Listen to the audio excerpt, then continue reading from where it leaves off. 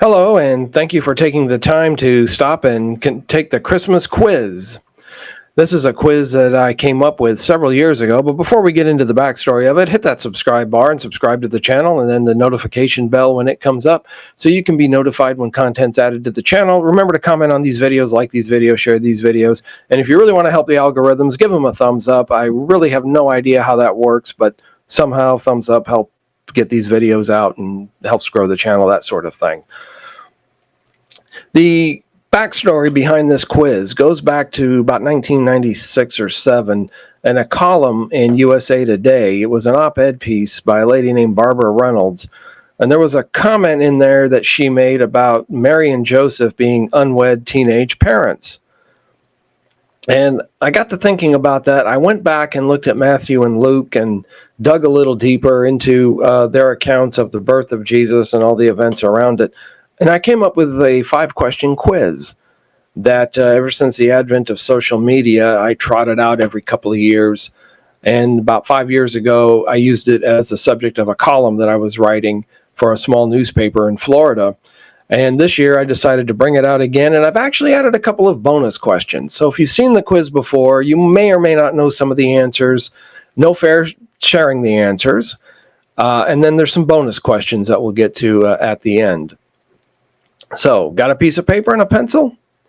The questions are all true, false, and I can't confirm or deny that there may or may not be a trick question or two in here, so just beware.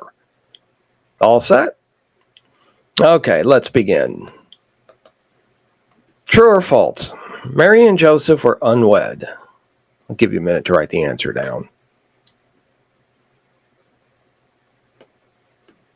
Mary and Joseph were homeless. Is that true or false?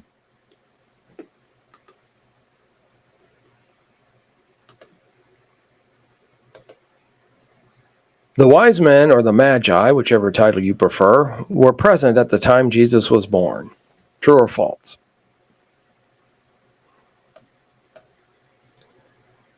There were 3 wise men named I don't know how to pronounce these names, Balthazar of Arabia, Melchior of Persia, and Jasper of India. I'm pretty sure that's a soft G on that one. True or false? And then Mary and Joseph were teens. Is that true or false? I forgot to cue up the Jeopardy theme, but just picture the Jeopardy theme playing right now. Okay. You can always stop it if you need to think about any of the answers. Stop the video. Okay, so let's see what the answers are. Question number 1. Mary and Joseph were unwed. Is that true or false? Well, it's false. Let's see what the record says. Now, the birth of Jesus Christ was as follows in Matthew chapter 1, beginning in verse 18. After his mother Mary was betrothed to Joseph, before they came together, she was found with child of the Holy Spirit. Then Joseph, her husband, being a just man and not wanting to make her a public example, was minded to put her away secretly. But while he thought about these things, behold, an angel of the Lord appeared to him in a dream, saying, Joseph, son of David, do not be afraid to take Mary your wife, for that which is conceived in her is of the Holy Spirit. And she will bring forth a son, and you shall call his name Jesus, for he shall save his people from their sins. Now, this painting, by the way, is called The Dream of St. Joseph, and you can see the angel up there appearing to him, and he's asleep, and if you notice, Mary's over here, screen right, I guess just taking it all in, watching the whole thing. So then in verse 20, he says, while he thought about these things, behold, an angel of the Lord. So all this was done that it might be fulfilled, which was spoken by the Lord through the prophet, saying, Behold, the virgin shall be with child and bear a son, and they shall call his name Emmanuel, which is translated God with us. This is a painting from about 1642 called The Dream of St. Joseph by a French artist, Philippe de Champagne. I think that's how you pronounce his name. And then in verse 24, we read that Joseph, being aroused from sleep, did as the angel of the Lord commanded him, and took to him his wife, and did not know her till she brought forth her first son, and he called his name Jesus. And this, of course, implies that there were other children born, and we know from Scripture that there was other children born to the marriage. Now, here's the thing.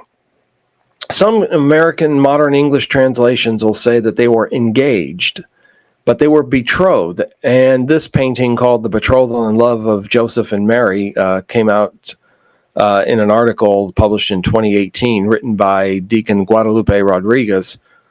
And it's a painting, I don't know where he got it from, but here's the thing when it comes to betrothal, and here's another artist depiction of the betrothal. The betrothal was a lot more serious than an engagement. In American culture, at least, couples engaged, he gives her a ring, says, "Will you marry me?" or however he does it. She accepts it, and they go on their way and plan the wedding. Okay, now, if the wedding is broken off, typically she gives the ring back to him, and they part and go their separate ways. Not so easy with a betrothal. This is from the Jewish Encyclopedia, that in those days, the betrothal was more important than the wedding ceremony, and maintained its importance as long as marriage was actually based upon a purchase. But as women assumed more importance as individuals and marriage ceased to be a purchase, attaining moral significance, the actual wedding became more important than the betrothal. But as part of a detailed and technical discussion on the concept of betrothal, the Jewish Encyclopedia says, in part here, that the term betrothal in Jewish law must not be understood in its modern sense. That is, the agreement of a man and a woman to marry, by which the parties are not, however, definitely bound, but which may be broken or dissolved without formal divorce. It's kind of like our engagement is. You don't need a divorce or anything formal to end it. Betrothal or engagement such as this is not known either to the Bible or to the Talmud, and only crept in among the medieval and modern Jews through the influence of the example of the Occidental nations among whom they dwelt, without securing a definite status in rabbinical law. So it kind of morphed into what we do here in Western culture, where it's more of a, here, will you marry me? Yeah, sure, okay. Then, wait, this isn't working out, and they just part. But Mary and Joseph, they would have needed a formal divorce to end their relationship. They were as good as married, they just weren't living together just yet at the time. So, Mary and Joseph were homeless. Well, that too is false. This comes out a lot, I think, because of the situation when they got to town and they were looking for a place to stay. That while they were there, the days were completed for her to be delivered, and she brought forth her firstborn son and wrapped him in swaddling clothes and laid him in a manger, because there was no room for them in the inn. Now remember, they were in town for the census that Caesar Augustus had ordered.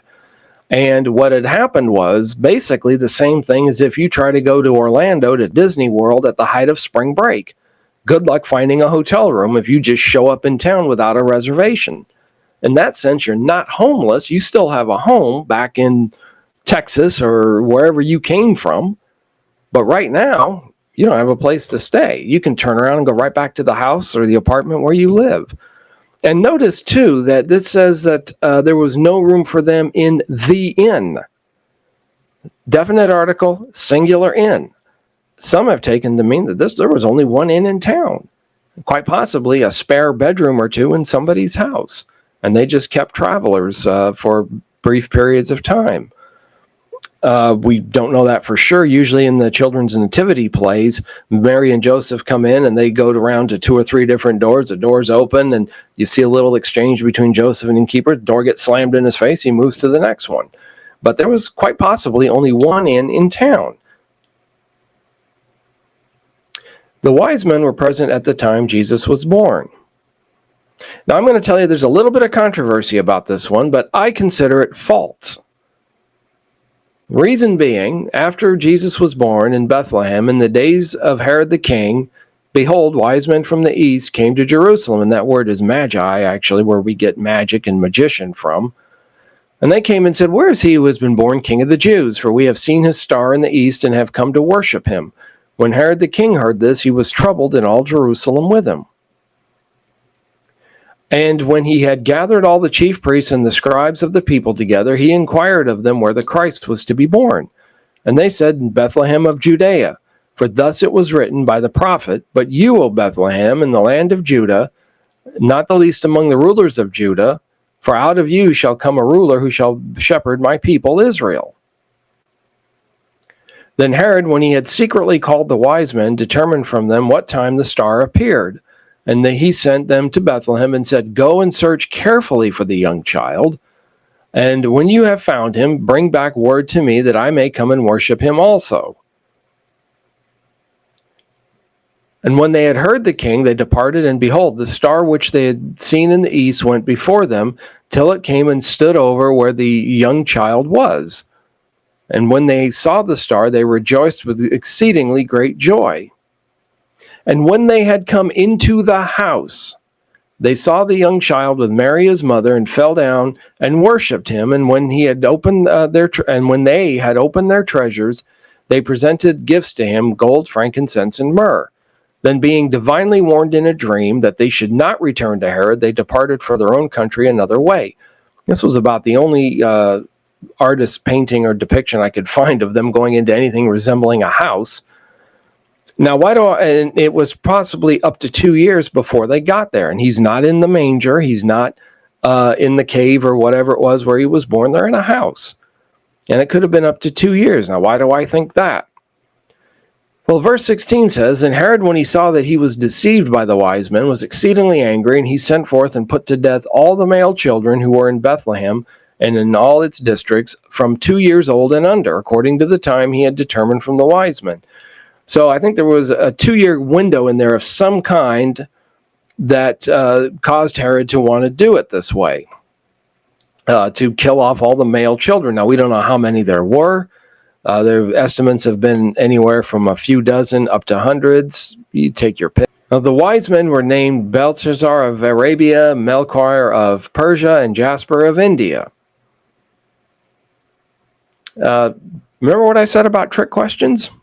This is an unknown. We don't know anything about their names. We don't know anything about the number. This is a typical artist rendition portrayal of the wise men or the magi on their journey. There's the star up there. They're down here, 3 of them on the camel, and looks like their destination right here. And this is probably a more accurate picture of it. Now, you've got these guys walking here on foot. This guy looks like he's got a scroll or something, maybe consulting the prophets. And here's an entourage up here, and that looks like their destination. There's the star. We don't know how many there were. We have no record of their names. We don't even know where they came from. Quite possibly modern Iran, Iraq are possibilities. So some have estimated up to 700 miles away, which is another reason why they might not have been there the night Jesus was born. The star they would have seen somehow and known it was what they were looking for and started coming. They are very mysterious. Now, personally, because they brought those gifts, gold, frankincense, and myrrh, very valuable gifts in those days, my best guess is that there was some sort of entourage with them. Probably had some sort of security detail or bodyguards or something to make sure they got safely there with those gifts. So while there may have only been 3, and that's where we get the number 3, by the way, or the frankincense, gold, and myrrh, the 3 gifts. There may have been 3, but I believe they had a bigger entourage, and there may very well have been more than just the 3 magi. We just don't know. That's an unknown.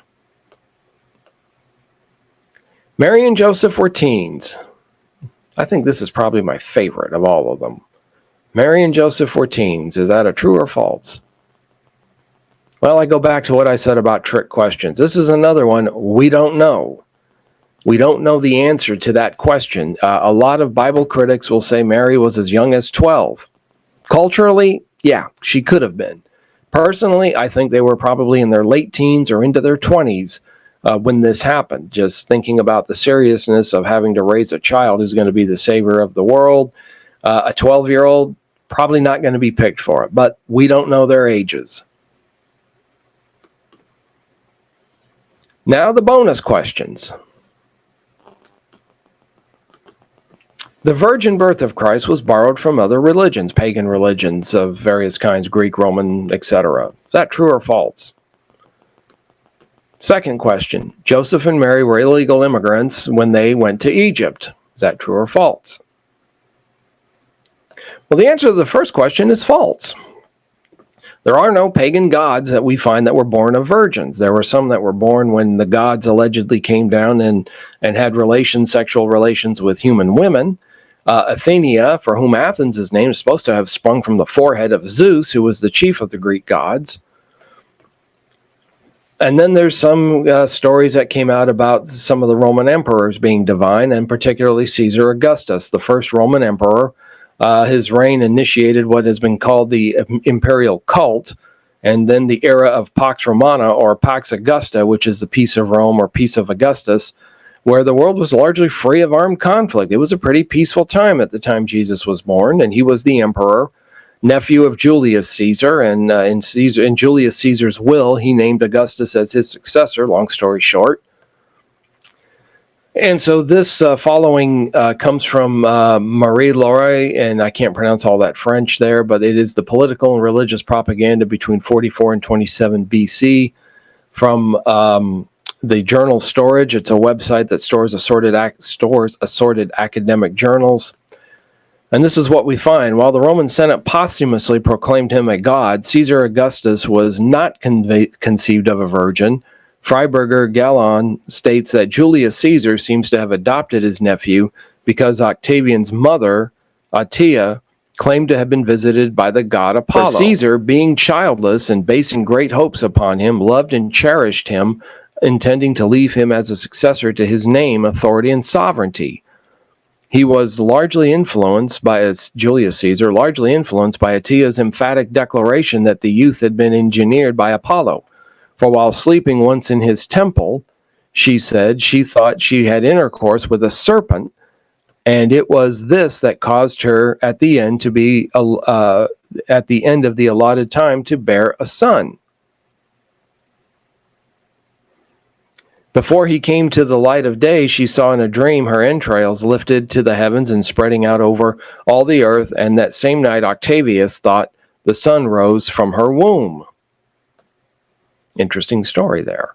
But that was something that was more made up by her, not reported by anyone else, and not until long after the Octavius was born. And then arguably the religion that people claim is most like Christianity, and where Christianity supposedly got a lot of its ideas, including the virgin birth, is from Mithraism. Now, Mithra was a deity common in the Indo-European people from what is now modern Iran. Persia is where the legends and the myths of Mithra seem to have originated. And Mithra was the ancient Persian god of various things, actually, including the rising sun, contracts, covenants, and friendship. He also oversaw the orderly change of the seasons, maintained cosmic order, was responsible for bestowing divine grace on kings and legitimizing their rule as protector of the faithful.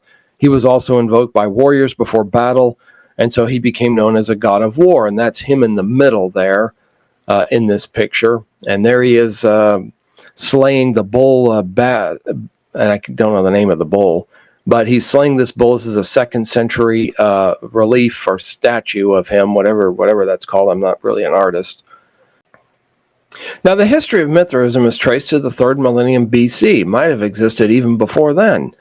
The first known practitioners were migratory groups, now known as the Indo-Iranians and Indo-Aryans, who began settling in the region of Iran and northern India, respectively. Now, Mithra's cult spread from India to the east as far west as Spain, got into Great Britain and Germany, and the first written mention of the Vedic Mithra dates to about 1400 BC. His worship spread to Persia, and after the defeat of the Persians by Alexander the Great, it went throughout the Hellenistic world. And the birth of Mithra, the relief showed that he was born out of a rock. He crawled out from a rock with a knife in one hand and a torch in another. So he was not born of a virgin, and he came out a fully grown man. Not as a little baby that was needing protection or needing parents or anything like that. Mithras and the bull, which was that relief, which is serves as the backdrop for this slide. The scenes are often formed the focus of a Mithram. They show Mithras on the orders of the sun god undertaking a hunt for the celestial bull. Accompanying him are a dog, a snake, a raven, and a scorpion, as well as 2 minor deities of Persian origin. Judging by their clothes, they're known as Katis and Katupates. Here again, don't know how to pronounce them. One carries a raised torch and the other an inverted torch. The killing of the bull shows Mithra sitting on its back and plunging a knife into its flank, with the bull's tail changed into an ear of wheat. The myth seems to be linked to fertility and to sacrifice. And this is from a different source, Joshua J. Mark, published on February 11th, 2020. Mithras is universally depicted in art as a young man slaying the celestial bull in an act interpreted as symbolizing death and rebirth. He is also depicted as being born of a rock, holding a torch as he emerges, emphasizing his role as a bringer of light and a shooter of an arrow, and shooting an arrow into a cloud or rock, which is then seen to release water, identifying him with life and fertility. There are about a dozen alleged similarities between the two religions, between Christianity and Mithraism, from the virgin birth and the December 25th, being born in a cave. The truth is, we just don't know the month or day that Jesus was born. I think December 25th is highly unlikely. He was most likely, I think, born in October or November of the year. But during the time of the Roman Empire, in the early days of Christianity, Mithraism, unlike Christianity, had evolved into a cult, like secret societies throughout the Roman Empire, thanks largely to its popularity among Roman troops who brought it home from the lands that they conquered. This is an artist's depiction of Roman soldiers practicing Mithraism during a ritual feast in about the 3rd century AD. It became more of a secret society, a cult, a meeting in secretive, whereas Christians tended to meet in public. Look at the book of Acts.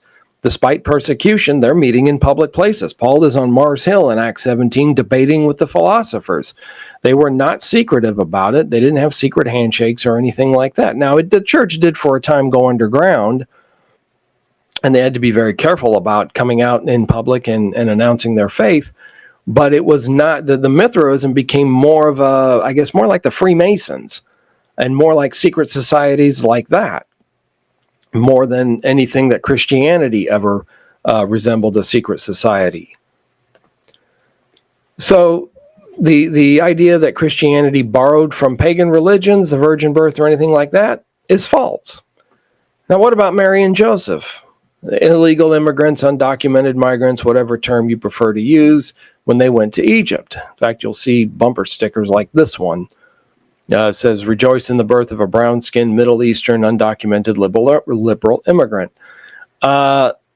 Middle Eastern, brown-skinned, and birth, okay, they got that part right. Undocumented, liberal immigrant, not liberal in the 21st century American sense of liberal. No way. And that's another discussion for another time. But no, he would not have fit in with the modern liberals. And the undocumented issue, and this one, the moment you're so desperate to protect your child, you risk fleeing to another country. Well, here's a map of the Roman Empire at its height. Went all the way over here, well, all the way up into Britain. That's where Britain got its name. It was a Roman province, Britannia, up through Europe, across here to the Middle East, Asia, and then down through North Africa. And in those days, today, Egypt and Israel are two separate countries. The Gaza Strip runs between the two of them. Egypt has closed the border, so nobody can get in there right now, at least through Gaza. The Palestinians are being kept out of Egypt. But at the time of Jesus, it was all part of the Roman Empire. Judea and Egypt were two separate provinces. It would have been more like crossing from, say, the state of Illinois to the state of Indiana, or the state of Florida into the state of Georgia. Now, along the way, the Romans had checkpoints, and they had troops garrisoned to keep an eye on things. And in case there was trouble, uprisings, or people, travelers needing trouble, they were basically there as sort of a police, highway patrol, however you want to look at it, keeping an eye on things, relaying messages back and forth between the various Roman authorities. There's another map of the area, and over here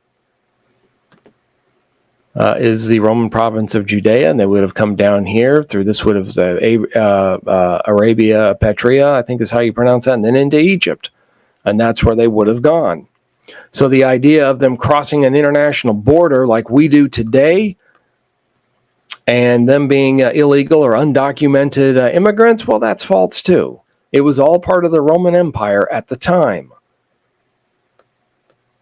So to recap, Mary and Joseph were unwed. Well, that was false. Mary and Joseph were homeless. Also false. The wise men present at the time of Jesus was born. False. The wise men named Belshazzar of Arabia and Melch and whatever those names are, and Mary and Joseph being teens, those are unknown. We don't know the ages of Mary and Joseph, and we don't know how many wise men there were. And as far as the bonus questions, the virgin birth of Christ borrowed from other religions, and Joseph and Mary being illegal immigrants when they went to Egypt, well, both of those questions are also false. 7 total questions were asked. 5 are false. 2 of them are unknown. So how'd you do? Leave your comments in the comment section. Let us know how you did. If you have any questions, you can leave them there in the comment section, along with your comments and your quiz results. Well, that's going to wrap it up for this video. Thanks for taking the quiz. We'll see you in the next video. I'm done and I am out.